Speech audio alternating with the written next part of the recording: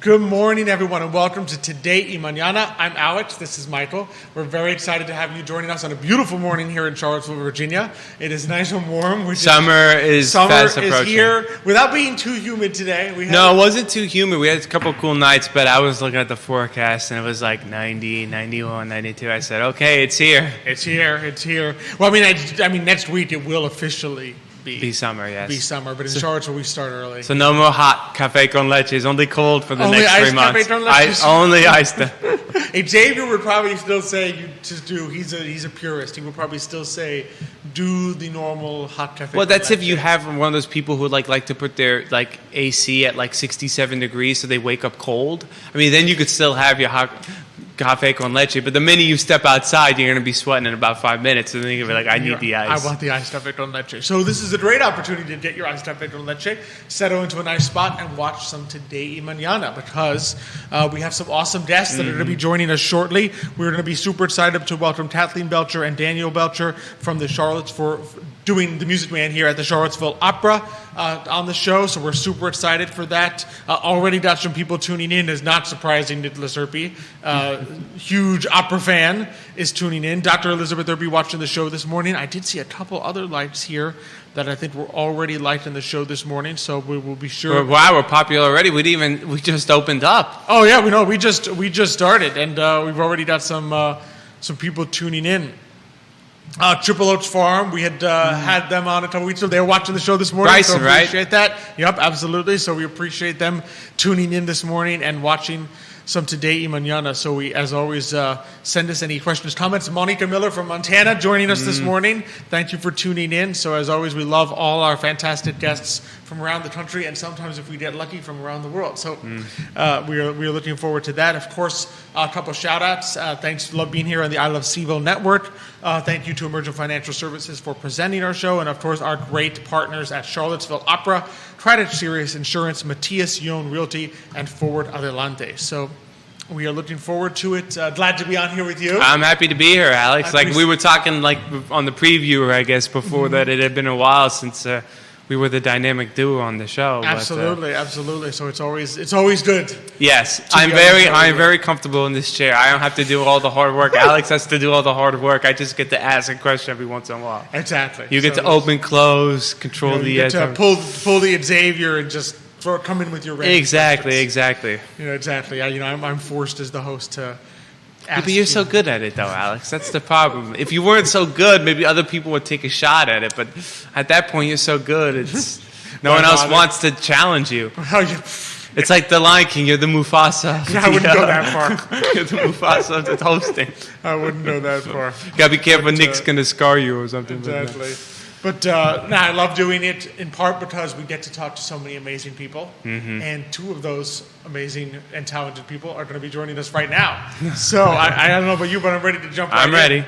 So as people would know, one of our favorite things is music, and that includes both opera and musicals and everything that Charlottesville Opera does. So we are super excited to welcome to the show this morning Kathleen Belcher and Danny. I know you know about Danny Belcher for the Charlottesville Opera.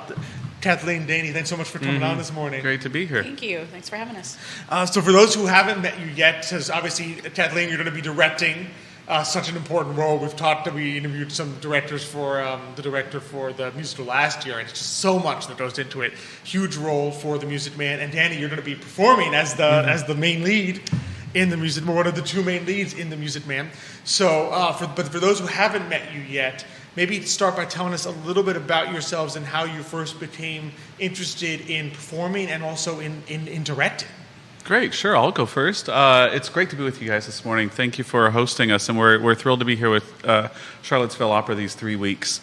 I actually grew up in St. Joseph, Missouri, and Music Man is really interesting for me because it's the first piece of theater I ever did as a kid.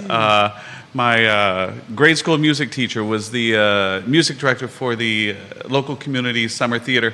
and they were doing Music Man, and she's like, "You want to do a musical?" And I said, "What's a musical?" And so I was in the chorus, and I understudied Winthrop as a young kid, and now 43 years later, I'm revisiting it. So it's but with this career, it's a career that's taken me all over the world, and I get to primarily sing opera, but all of a sudden I'm dabbling back into the land of musical theater as opera companies are producing more musicals, and just thrilled to be here doing this piece with my wife, Kathleen. Yeah, I know. We should mention it's a dynamic duo that we have on this morning. How about yourself, Kathleen? When I was a kid, I loved musicals, and then I wanted to be a Broadway stage manager. So, but somehow my career path took me to opera, so this has been a triumphant return to musicals, and it's really been it's a different kind of challenge, but one I really enjoyed taking on, and it's been great being able to work with Danny, and our daughter is actually in the show too, so we're like the Barrymores of of Charlottesville these days. So yes, here we are, but it's great. It's a new challenge, and we're having a lovely time here. Yeah. And what are some of the differences of directing an opera versus a musical?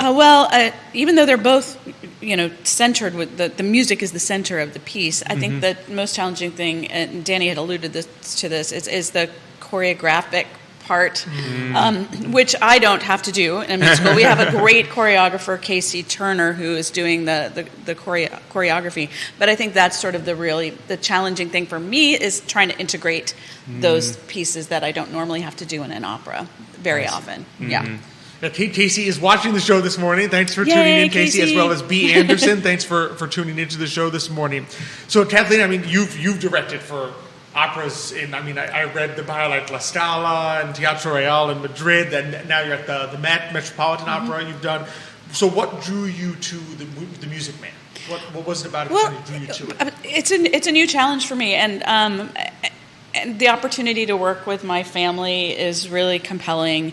And as Danny said, more opera companies are starting to do more musicals, so I thought it would be a really good a good way to sort of test that water and see how I did with the musical. So it's been really fun, and it's a great piece. With the music's fantastic, and it's a great story about transformation and how the power of music transforms a city into a loving environment, and that's something I think we can all use today. Absolutely. Yeah, because you kind of answered, because I was going to ask, what makes the Music Man so popular? Because I didn't realize, I'd heard of the Music Man, like Alex, I'd never seen it, but so many people know the Music Man. It's been playing since, it first came out like in the 50s and 60s, and I was curious as kind of what draws people so much to the Music Man, Because it's kind of a story of like a con man, so I was kind of like, I was curious what exactly kind of like makes this so popular.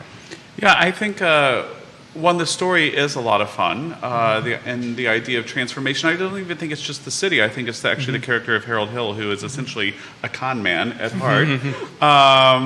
All of a sudden, he discovers that humans can be real and not just pawns in a game. And I think his love then for Marian and her brother Winthrop and the whole community becomes very genuine. There are inherent challenges with musicals, particularly for opera singers, that may not. We train slightly differently. For me, being able to, I grew up as a tapper, and I grew up doing musicals, and then kind of abandoned ship on that, and then did opera essentially for 30 years, and then all of a sudden, this last year of my life, I've had multiple musicals. Into the Woods, Sound of Music. I'm doing Little Women, the musical, next month in Hawaii. So being able to really revisit this art form is really exciting for me. So when you approach this role, do you kind of look back on past performances? Like, how do you kind of try to say, like, I want to get into this character? Sure. And since it's my first time doing the role, even though, like I said, I was in the piece at the age of 10, but then completely forgot it. And when I started learning it, and there's particularly a number called Trouble, which is Harold's really famous number in the first act. It's essentially a 13-page rap, and you don't think of rap in the 1950s, 1960s, but it's really what it is. And so I think Meredith Willson's writing in some of the ways, the scene on the train, where a lot of it is this spoke-sung nature, was really kind of ahead of its time. It's interesting, we were talking the other day in rehearsal when the year that it premiered, it was up against another small show called West Side Story for Best Musical in the Tonys, and Never heard of that one before. And it beat West Side Story. So at the time, I think it was. Maybe West Side Story was a little too adventurous for where we were, but I think Music Man was already starting to lead into that direction. Yeah, how interesting. Yeah, when you think about, because I would imagine that spoke son thing that method is a challenge in ways that may be different from like a recitative in an opera. Yeah, absolutely. This may be a very bizarre parallel that I'm drawing here. I do a lot of contemporary music, so I get to work with a lot of living composers.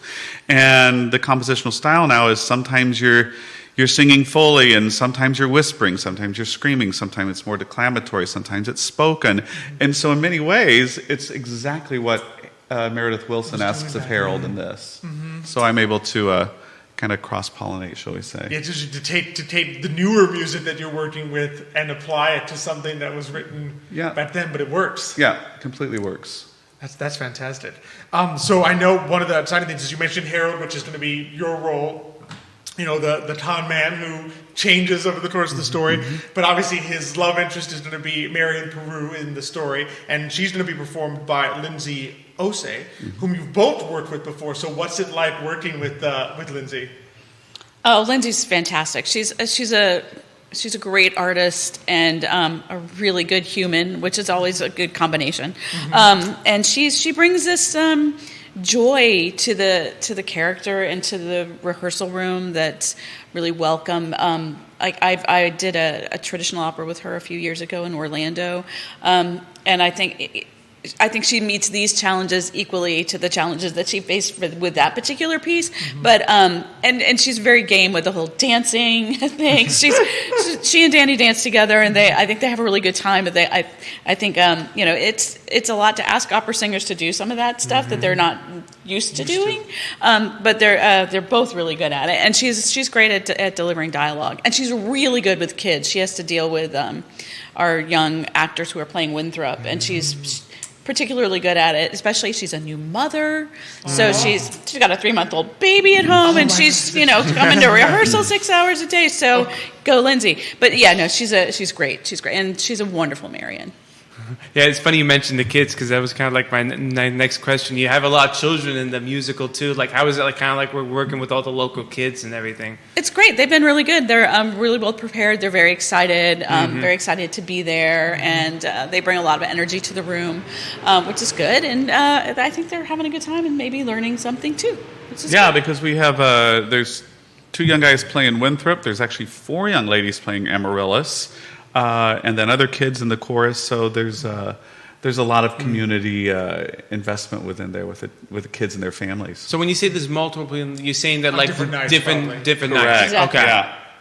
Yeah. So not within the musical will you switch just on the nights? No. Okay. Yeah, No. they each get a performance, Yeah. or at least Okay. the 4 young ladies playing Amaryllis, and then the 2 guys will each get 2 performances. Okay. Yeah, the kids are really fun. I made some reference to maybe being a Taylor Swift fan one day, and they made me these great friendship bracelets. So it's been fun having them around. Yeah. I was just asking because we had gone to the Nutcracker this year, and it was kind of funny seeing the kids when they kind of perform, because they're kind of like following the directions, but every once in a while they were very small, but They had some really small yeah, ones. like 6 or 7, but then suddenly they were kind of like got a little lost. You could see the people on the side, like, you gotta come this way. So it was kind of like cute, because it was kind of like it was a moment where it's like it was kind of outside, obviously, the performance, but you're like, oh, look at the little kids getting lost. I think most people kind of crack up at that.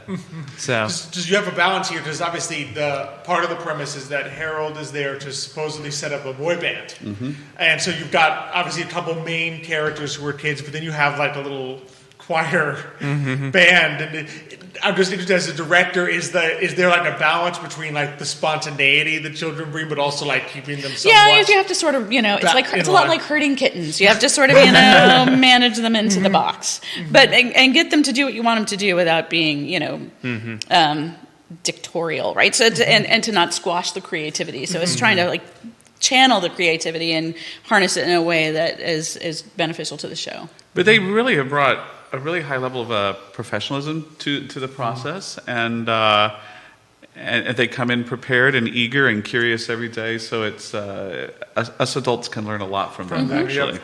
Absolutely, absolutely. So what are some of the things that for audience members who maybe haven't seen The Music Man or haven't seen it in a long time, maybe they watched the movie growing up but really haven't returned to it, what are some of the things that each of you is most excited about, or things people will really enjoy from this upcoming performance? Well, I mean, I think the quality of singing and acting is particularly good. Our barbershop quartet, I think, is super high level. I think nothing against you, Danny. You're doing a great job. But I mean, I've always loved the barbershop music in this show. Even when I was a kid and watched the movie, I was always really drawn to those numbers. And I think they're really fun. And I think the guys do a really great job with it. So I think that's one of the things that I was surprised so by about. barbershop quartet, you mean like 4 different guys playing like 4 different instruments kind of thing? No, it's a vocal quartet. So they're the school board members who hate each other at the beginning of the show, and then Harold Hill sort of convinces them to try singing, and then once they start singing together, you can't separate them. They're always walking around singing and smiling. Okay. And some of that music is just inspired. I think it's really great music. Yeah. How about yourself, Danny? So I think the music first and foremost is what makes it so special, but there's also there's a wonderful innocence to the piece, but yet there's also this really strong dramatic underpinning with Winthrop trying to deal with his disability and how the community engages him. In particular, that Harold gives him a tool to open him up. The young man, and to be able to find his voice. And so I think there's a lot of earnest heart to the piece, which I don't find saccharine. I find very honest. And so there's wonderful depth to the story, but there's also this incredible lightness. And I dare anyone not to sit there with a smile on their face. Absolutely. Yeah, it's sort of like it just easily. I mean, we've seen enough where you can easily devolve con man finds his way piece into something just too comical or not realistic. But I think the beauty of this one is that there are these side stories with Winthrop, with the relationship obviously with him and his older sister, right, and so forth, that kind of add a level of, like you said, real depth, that there are actual real changes happening to everyone that's making not just maybe Harold potentially, I don't want to spoil it, a better person, but the town a better place, despite the fact that you would think, wait, if you introduced a con man to a town, things get worse. But in this particular, but how that things evolve, that's not necessarily the case, because even someone like Harold can have good qualities that he brings out in others. Absolutely. Absolutely. Which is it's a beautiful. Out of curiosity, is there a challenge? How do you kind of approach the fact that you have to play someone who is endearing, while also simultaneously you have to portray to people that he is a con man? Well, we've actually had this conversation quite a bit because it is a challenge. I'm like, what do I find likable in him? And he always gets by with the cleverness of his words and the way he uses them in order to manipulate people. And then, but I don't think he's really felt true emotion. And I think the vulnerability of this job of going to this town and trying to start a band, even though he has no idea what he's doing musically, it changes him too. And I don't think he goes into this thinking ever that he could change. And but there's a genuine joy about which he goes about his work, but I think discovering real human beings changes him. Yeah. How do you approach trying to demonstrate that kind of change in a character, like on the stage? Because I'm like kind of thinking about like the most famous character change you can always think of to me is like Scrooge, right? But that's like an easier one to kind of demonstrate, so because sort of like he's like mean and nasty like in the first half, and then by the 3 goes he's like happy-go-lucky. So you already people can see, oh, okay, like Scrooge has changed. But how do you kind of show that change on stage? At the end of the day, all I have are really the words that they've given me. I always say, when as a performer, I can research all I want but all at the end of the day I have are those words. And I think Meredith Willson's book, he did the book, the lyrics, the music, he wrote the whole thing, I think enables him to, all the information's there on the page. So I think he's the last one to be transformed. He's watching everybody else change. And even at the end, when all of a sudden he realized they're trying to convince him, leave, you can get out of town. He said, no, it's time for me to pay the piper. Because I think he's fallen in love, and I don't think it was something he ever set out to find. So I think it's all inherently there. And there's the double reprise with 76 trombones and Goodnight My Summer, where the two of them sing together, and you all of a sudden realize it's the same song. They've been singing the same tune, but not together. And then at that point, so I think the music helps sell that transformation. Yeah, because the theme of 76 trombones is exactly the same, but it's written differently as the love melody. Oh my goodness! So it's the same language, but it's always been approached differently. Then all of a sudden they merge, and whether that's subtle or whether it's overt, that'll be up to the ear of the listener. But I don't think that's accidental. Yes. And then there was very, very deliberate choice on Meredith Willson that they speak the same language, they just speak it differently, and how they can change each other, the two of them. Oh, that's amazing. I hadn't realized that, but almost like the music itself is telling you something in the story. Always. The tune, even beyond the words. I mean, the words are there, but you take away the words, and the very notes are kind of telling you something about the story and where it's going. Which is that's fantastic. I had not known that. Yeah, you'll have to listen for Yeah, that. I'll You're like, have oh to my gosh, it really is the exact. It's It's the same song. It's one's is a ballad and one is upbeat, but it's the same tune. It's the same tune. That's amazing. I had not known that. I kind of wanted to touch with you both, because you had alluded to it a little bit at the beginning and then a little bit in the pre-show when we were chatting, that musicals are now something that is coming back into opera houses where maybe it hadn't been in the past. What do you think that is saying about where the industry is going, and what do you think may be some of the positives about that? Well, at the end of the day, whether you're talking about opera or what we call musical theater, it's all music theater, or theater with music. Just in opera, we tend to sing everything. But you can say that same thing for Les Miserables. It's a completely sung show. And Hamilton. And Hamilton is completely scored. So it's not that bizarre of an idea to connect the two worlds, and particularly that we have this incredible wealth, particularly of American musical theater.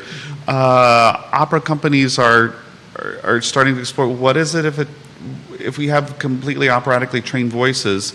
How will this sound? What if we take, I just did a Sound of Music at Houston Grand Opera, and we had an orchestra of 50 playing it, which you don't get if you go to New York. You're never going to get an orchestra that size. We have a 30-piece orchestra here, so a full orchestra for this score. And hearing it with maybe somewhat trained differently singers, I think it's a really natural evolutionary step, and I don't know why it wasn't done earlier, in all honesty.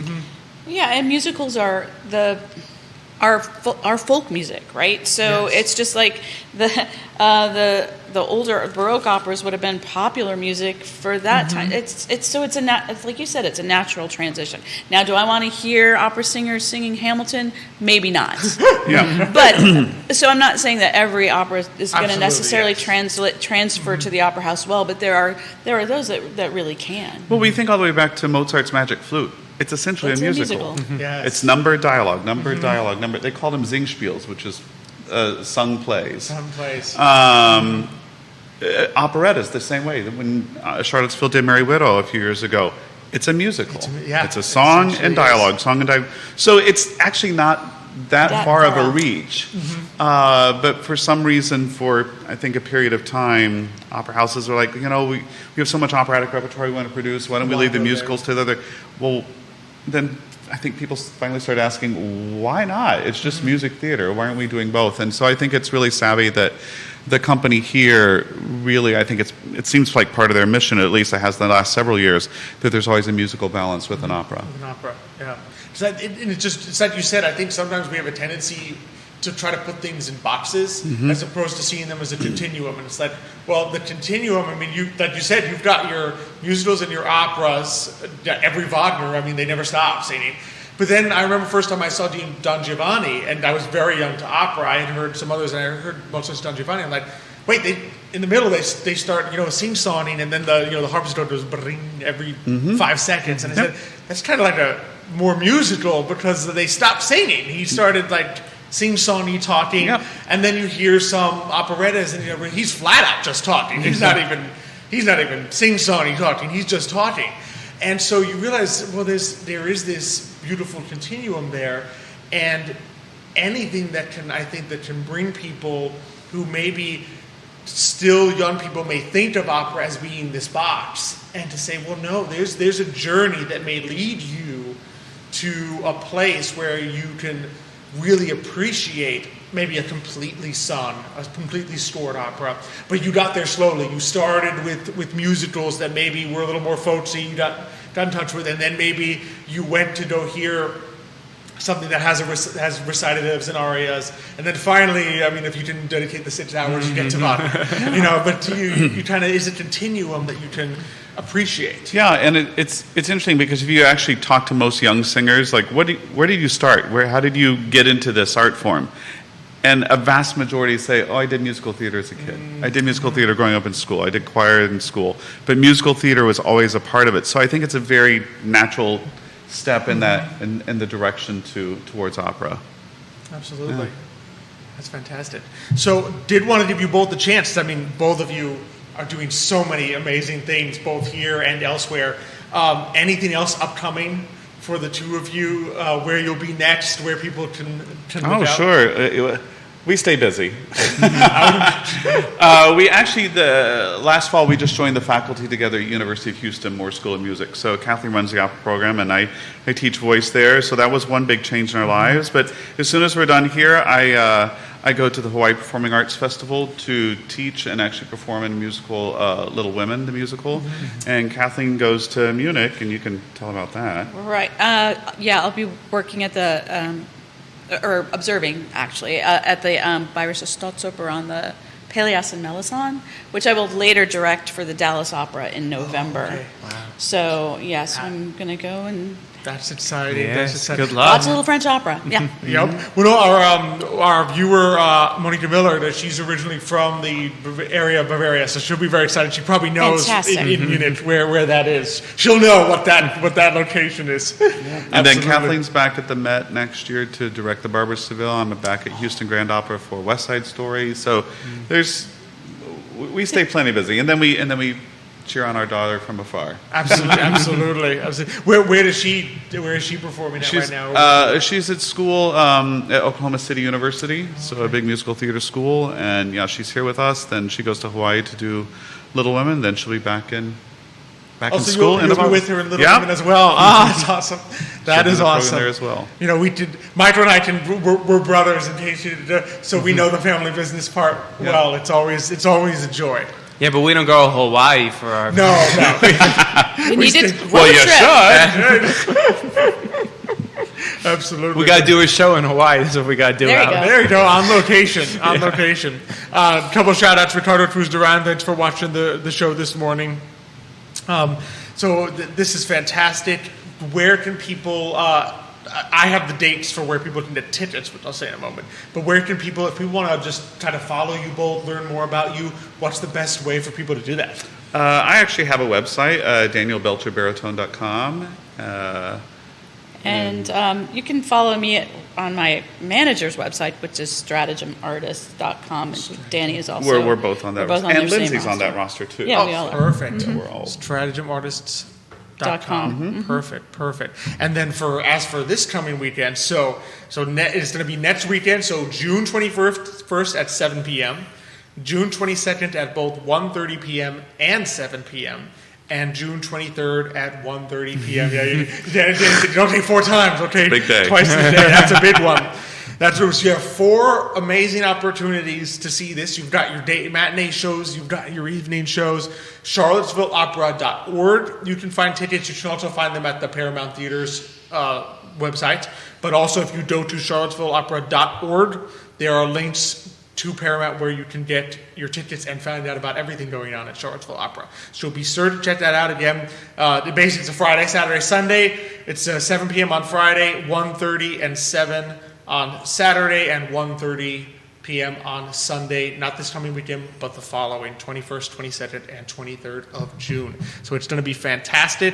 We're looking forward to it tremendously. Absolutely. And really, this has been just such an absolute pleasure. Thank you both for so having much us today. Thank you so much, and Thank good you. luck Thank this you. next weekend. Thank you. Thank All you. right. Best of luck, and thanks again for coming on. Appreciate it. So as we go ahead and rotate out here, I think Nick was trying to give me a reference, and I don't know if he's given me a name or if he's giving me some kind of waltz from something, but I figure he'll explain it in a second there.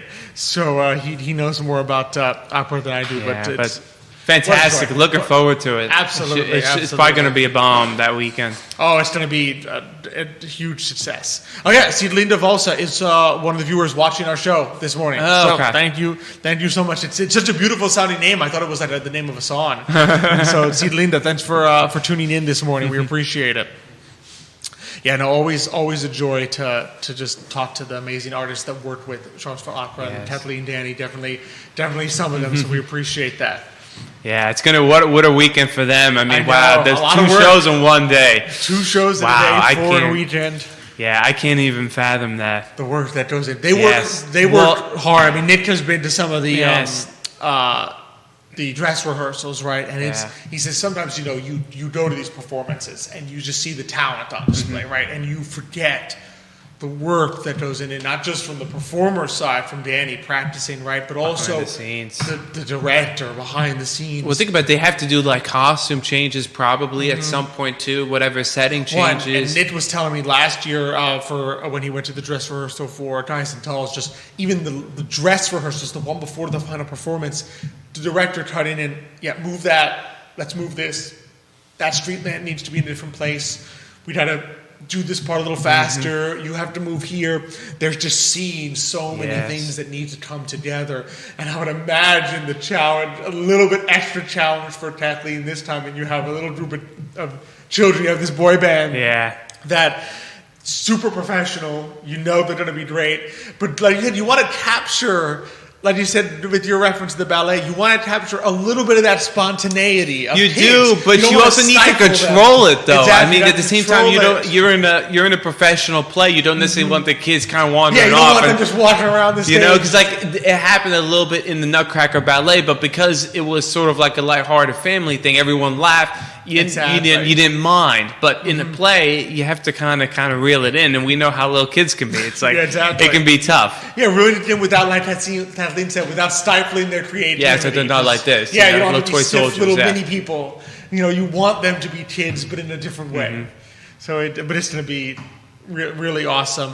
And like they referenced, just a beautiful story too, because one of the kids, he's dealing with like a speech impediment, so it's about him learning to overcome that. See, I didn't know that. There's some great partnerships that can be had there, and I know it's a beautiful thing to maybe encourage other kids to say, hey, look at this, right? And because I know the opera has a partnership with like the LSU School of Speech Pathology to kind of highlight the challenges of having a speech disorder and overcoming that. Oh, okay. So that'll be and people will kind of see it in the production there. And so it's going to be fantastic. I think everyone should be looking forward to it. And you still have time to get your tickets. Time is running out, but you still have time. The clock is ticking. The clock is ticking, but you've got some time. So again, charlottesvilleopera.org, also Paramount Theater of Charlottesville. You can get your tickets. all performances are going to be at the Paramount Theater, All correct? performances at the Paramount Theater. So you're talking June 21st, June 22nd, 2 performances, and June 23rd. So be sure to check that out. Nice. And this weekend, we've got some exciting College World Series. UVA baseball. Yeah, I saw a hashtag that said Omahoos. Omahoos. Because we're going to Omaha, so that's always exciting. So we beat Kansas State 2 out of 3 last weekend. Won the first 2 games. Didn't even need the third. And so what have you been seeing when you see this UVA team? Well, you and I have been discussing. I mean, the offense has been clicking all year, and that wasn't really the worry coming into the playoffs. Our worry was sort of, can we pitch well enough that we can score to win? Because at the same time, you're going to face better pitching because you're going to be facing better teams. You might not be scoring 9-10 runs a game. We happened to do that against Kansas. Was it Kansas State? Kansas State. Yes, we happened to do that against Kansas State, but going forward, you can't rely on, we'll just score 8 to 10 runs, doesn't matter what our pitching does. You may be held to 4, 5, 6 runs, which means you need your pitching to pitch well, which happened. And we were really pleased. I mean, we won a game either in the regionals or against Kansas, like 4-2 or something like that, if I remember. And I was like, you were shocked. It's like, you were winning 4-2. Close Mississippi State game in the regionals. And there was one of those games, like you said, where we were we kind of pulled away like in the 9th inning, but we were only up like 4-3 or something. Yeah, exactly. So we won basically. First game we won in extra innings against Mississippi State. Second game, we pulled away in the 9th, but up until that 9th inning, it was close. Yeah. So I'm looking forward to it. I'm kind of hopeful that if the pitching can just keep 3-4 runs, let the offense hang in there. Late in the game, you got to trust the offense to find ways to score runs because they can score via the home run or actually anyway, putting singles and doubles together. Yes, they can put a rally together. Yeah, that's one of the nice things. So they find ways to score, and obviously with Coach O'Connor, small ball, they're always going to be good at small ball, right? Because he definitely, you can tell he coaches his team well. Bunting runners over, sack bunts, right? Should be able to score runs. But what's beautiful about this team too is that they can just put a bunch. They don't even need to do that. Sometimes they can just put a bunch of runs on the board, and it's good to have. We were talking about this, with Major League Baseball too. It's good to have different ways to score because you never know in a given game, are you going to run into a pitcher who's limiting the home run and get the score that way? Are you going to run into a pitcher who maybe is not putting a lot of guys on base? So you may need that big home run to score some runs. So it's good to be able to win, to score in different ways. Yeah, and we could definitely do that. And then the pitching. It's funny. I read an article about our pitching saying like on the one hand, right, the pitching has been great in the postseason. I mean, you're talking. I mean, Jay Wolfo and the regionals 8.1 innings. Like what was it, 1 or 2 run ball. Right, and then again, 6 strong innings, almost 7 strong innings, I think, in the Super Regional. Right, Evan Blanco keeping us in the game both times. And then the relief pitching, which had been really rough in the course of the year, holding it together, not giving up a lot of runs, keeping us in the game in extra innings against Mississippi State so that we could walk it off. And so on the one hand, you're like, man, the pitching's been strong. On the other hand, you can't just completely ignore the regular season. The regular season months of rough. Well, I guess the issue now is we're facing tougher teams. I mean, our first game is against UNC, is it? UNC. I mean, there's someone we faced before. They had 2 games where they hit us pretty well. I think we won the series 2 out of 3. But they had 2 games where they hit us pretty well. Yeah, I mean, the key for UVA is you don't want to really lose this first game because then you don't want to be in the loser's bracket because once you get to the back end of the pitching, you begin to worry again, right? So it would be you got to win this first game, and then potentially, most likely, you might end up playing was a Tennessee. Number 1 overall, Tennessee. Yeah, that's the challenge with our bracket, right? We've got Florida State. Granted, we've only played Florida State once this year. They beat us in the ACC tournament, right? So you've got Florida State, you've got UNC, which is a rival, and you've got number 1 in the country, Tennessee. So your challenge is, as you said, you don't want to fall into the loser's bracket in the first game because then you have to win 4 games in a row. Yes.